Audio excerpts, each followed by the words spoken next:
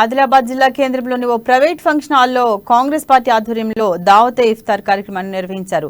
DCC అధ్యక్షుడు సాజిద్ ఖాన్ నేతృత్వంలో రంజాన్ మాసాన్ని పురస్కరించుకుని ముస్లిం సోదరులకు ఈ ఇఫ్తార్ విందును ఏర్పాటు చేశారు.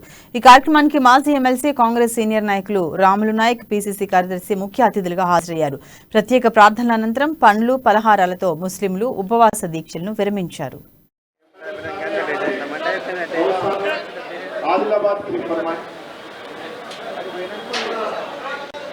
कांग्रेस पार्टी नायकुలు والمرسلين وعطيني صغيرا اللهم ارحمنا يا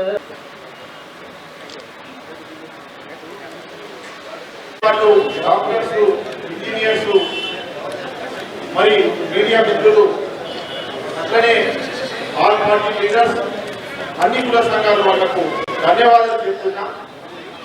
మరి ఈరోజు గంగా జమున తహసీల్ ఆదిలాబాద్ లో ముస్లింలు, హిందువు ఏ పండుగైనా కానీ, రామనవమి అయినా కానీ, బజరంగ్ బలి బర్త్డే అయినా కానీ, అట్లనే శివాజీ మహారాజ్ బర్త్డే అయినా కానీ, బతుకమ్మ కానీ, ఏదైనా కానీ, ఏ కార్యక్రమం అయినా కానీ కలిసిమెలిసి చేస్తారు.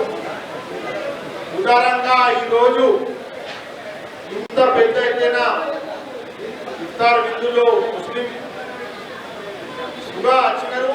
దాంతో పాటు మా ఆదిలాబాద్ లో ఉండే మా హిందూ అన్న తమ్ములు అందరూ వచ్చినారు. వాళ్ళకు నేను ధన్యవాదాలు, థ్యాంక్స్.